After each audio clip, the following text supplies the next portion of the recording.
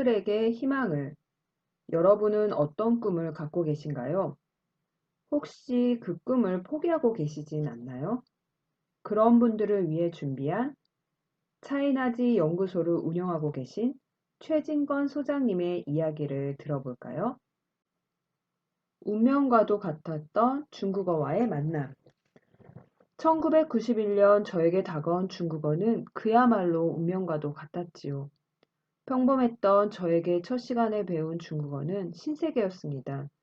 학창 시절 특별히 좋아하는 것은 없었지만 중국어만큼은 유독 저를 흥분시켰고 그 누구보다도 열심히 공부하며 지금의 저에게 매우 큰 자산이 되어버렸지요. 중국어 공부를 좋아하고 중국을 동경하는 마음은 점점 깊어졌지만 저의 진로에 대해 진지하게 고민해보지 않았습니다. 그러던 중 무역학과를 입학했지만 중국에 대한 동경은 더욱 깊어져 도서관에서 공부하는 어느 날 일주일 만에 수속을 마치고 중국으로 어학연수를 떠나게 되었지요. 그렇게 중국에서 보낸 1년의 시간은 그 어떤 시간과도 바꿀 수 없는 소중한 시간이 되었습니다. 배운 중국어로 직장에서 일을 하게 되었고 중국어 강의와 연구를 하는 저에게 지금도 큰 도움이 되고 있지요. 중국에서 다녀온 후 2001년 인터넷 동호회를 운영하면서 많은 매스컴의 인터뷰도 해보았고 또한 회원들이 기하급수적으로 넘치면서 10,000명에 이르렀습니다. 한 번에 100여 명이 모이는 모임을 만들어지기도 했고 매주 스터디 그룹을 통해 저의 재능 기부를 하면서 누군가를 가르치고 지도하면 가슴 뿌듯한 보람과 성취감도 느꼈습니다. 지금 뒤돌아보면 내가 했던 모든 경험들이 언젠가는 다 쓰임이 있고 필요 없는 것은 없음을 배울 수 있었지요. 현실에 막힌 꿈. 하지만 대학을 졸업할 때쯤 진로를 고민하면서 선생님이라는 직업을 생각했습니다. 그러나 그 당시에 현실적인 문제를 직면하면서 하루라도 빨리 직업을 가져야 한다는 부담감을 갖고 취업을 하게 되었지요. 중국과 대만을 돌아다니며 영업일을 했지만 시간이 지날수록 마치 몸에 맞지 않은 옷을 입은 것 같은 느낌이었습니다. 그렇게 고민할 여유 없이 별다른 방법도 찾지 못한 채 시간은 지났고 스스로의 꿈을 잊고 살았지요. 꿈 같은 도전. 많은 시간이 지나고 다시 한번 스스로를 뒤돌아볼 때쯤 책을 읽다가 한 구절이 저를 움직였습니다. 남자와 여자의 큰 차이점은 남자는 하지 않는 것에 대한 후회가 많고 여자는 한 행동에 대한 후회가 많다. 그래서 남자가 여자보다 정신 건강이 좋지 않다는 내용이었습니다. 결국 하지 않은 일 때문에 평생 후회하면서 미련을 가지고 살고 싶지 않다라는 생각이 들었어요.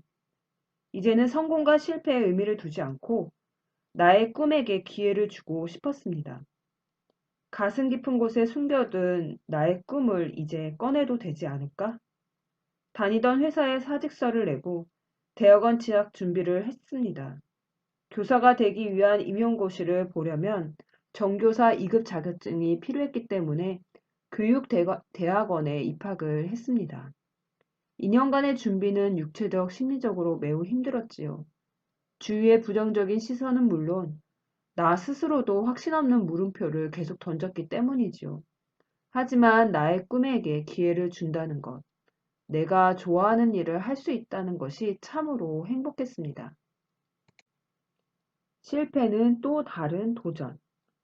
2009년 최선을 다해 준비했던 임용시험에서 아쉽게도 떨어지고 말았지요. 당시 경쟁률이 100대 1로 성공하지는 못했지만 저는 또 다른 길을 도전하고 꿈꾸고 있었습니다.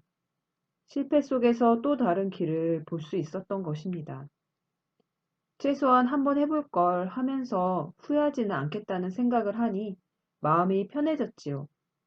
그동안 공부한 것을 책으로 만들어 보면 어떨까 생각을 했지만 그 어떤 출판사도 저의 책을 내줄 곳은 없었습니다. 그래서 저 스스로 출판사를 차려 내 책을 내자라고 결론을 내렸습니다. 그렇게 나온 책이 중국어 임용고시 영역별 기출문제. 그 후로 2권의 책을 더 출간하였습니다. 그러나 다시 현실적 문제에 부딪히자 회사에 다시 취업을 하게 되었고 중화권 해외 영업일을 하게 되었지요. 포기하고 싶었던 시간들. 회사에 입사하고 5년이 지나니 꿈에 대한 열정과 도전이 다시 꿈틀거렸습니다.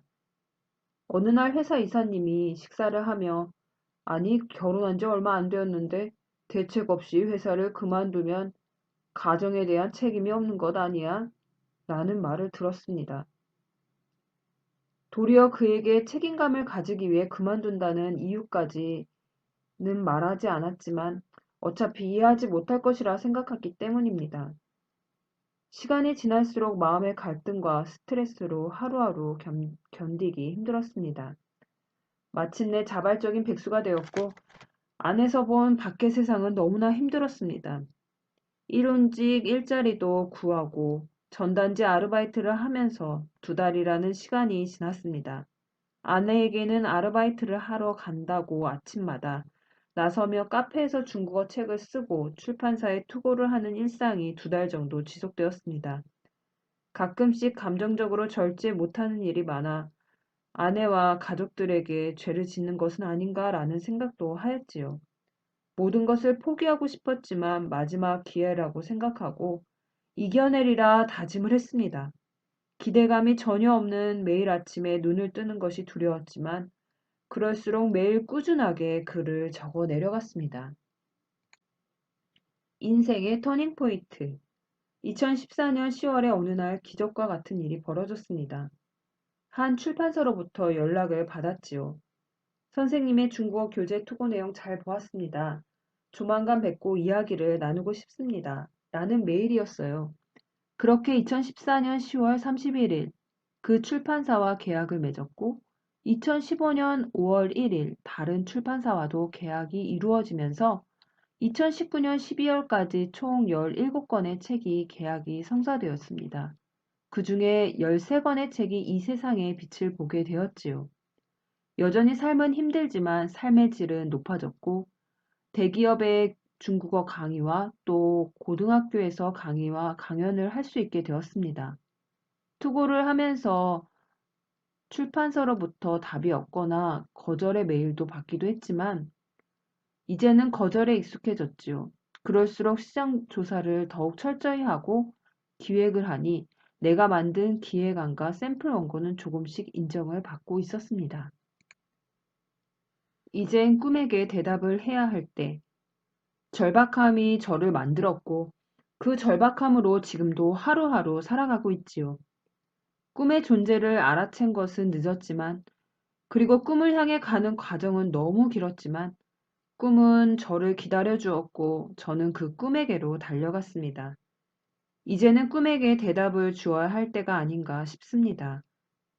누구나 할 수 있는 쉬운 일을 지나치지 않고 꾸준히 한다는 것은 어렵다. 라는 말을 되뇌이며 더 큰 꿈과 더 큰 미래를 향해서 나아가고자 합니다. 우리 모두가 행복해지기 위해서는 우선 내 스스로가 행복해야 하지 않을까요? 오늘도 전 행복한 꿈을 꿉니다.